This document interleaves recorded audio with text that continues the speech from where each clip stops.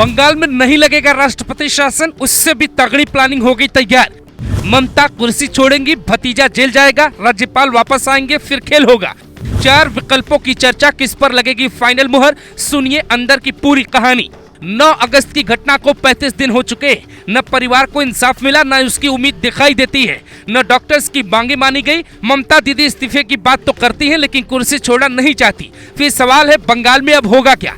अलग अलग चैनल वाले रोज दावा करते हैं बंगाल राष्ट्रपति शासन की कगार पर है, लेकिन अंदर की कहानी जो अब सामने आई है वो बताती है फिलहाल सरकार राष्ट्रपति शासन के मूड में नहीं, बल्कि 4 बड़े विकल्पों पे चर्चा चल रही है, जिसके बारे में एक एक कर बताते हैं। लेकिन उसके पहले ममता बनर्जी की ये तस्वीर देख लीजिए।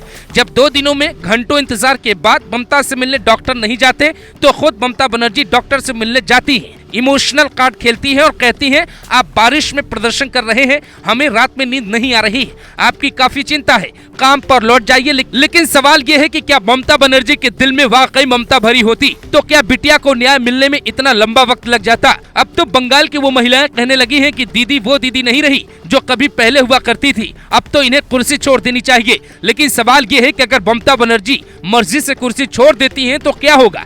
ममता के इस्तीफे के बाद बंगाल में क्या हो सकता है, जरा समझिए। नंबर 1, ममता बनर्जी के भतीजे अभिषेक बनर्जी को टीएमसी विधायक दल का नेता चुने और वो पश्चिम बंगाल के नए सीएम बन जाएं। लेकिन अभिषेक बनर्जी को अगर ईडी ने अरेस्ट कर लिया तो खेल पलट भी सकता है। नंबर 2, अभिषेक बनर्जी अगर बहुमत साबित नहीं कर पाए और नई सरकार नहीं बना पाए तो बंगाल में मध्यावधि चुनाव भी हो सकते हैं। नंबर 3, पश्चिम बंगाल को नए सीएम के साथ साथ नया राज्यपाल मिल जाए, क्योंकि सीवी बोस पर कई सवाल उठते रहे। नंबर 4, कोलकाता केस की जांच में कई ऐसे नाम सामने आ जाएं जिनका सियासी कनेक्शन तगड़ा हो और घोटाले खुल जाए। हालांकि ये चारों संभावनाएं तभी सच होंगी जब ममता बनर्जी इस्तीफा देंगी। लेकिन ममता को करीब से जानने वाले लोग कहते हैं वो सिंपैथी हासिल करने की सियासत अब शुरू कर चुकी है और इसमें से कई बार सफल भी हो चुकी है। इसीलिए जो लोग ये कह रहे हैं कि ममता बनर्जी जैसे सिंगूर प्रोटेस्ट के बाद बड़ी नेता बनी, फिर बंगाल की सीएम बनी, ठीक वैसे ही कोलकाता प्रोटेस्ट के बाद उनकी कुर्सी जा सकती है। उन लोगों को ममता बनर्जी ने ये तक जवाब दिया है कि मैं छात्र राजनीति से ही निकल कर आई हूँ और आज भी प्रदर्शन की कीमत जानती हूँ, पर कहते हैं सियासत में सब कुछ उतना साफ नहीं होता जितना दिखता है।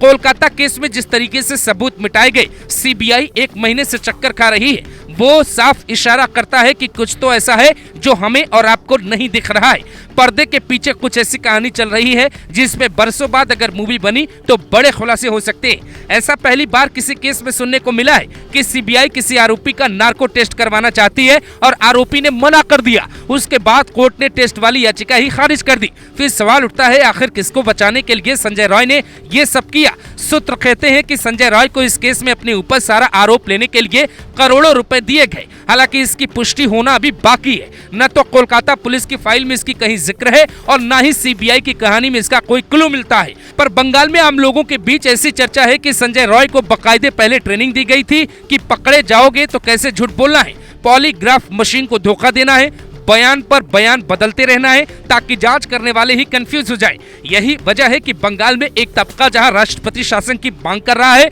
तो वहीं दूसरा तबका मुख्यमंत्री पद से ममता बनर्जी के इस्तीफे की मांग कर रहा है और नए मुख्यमंत्री की मांग करते हुए अब आवाजें तेज होने लगी। लेकिन ममता दीदी के दिल में क्या है वो वही जाने, बीजेपी क्या करने वाली है वो बीजेपी जाने। लेकिन सवाल सिर्फ एक है, बेटी को न्याय बंगाल में कब मिलेगा और कौन दिला सकता है, कैसे मिल सकता है।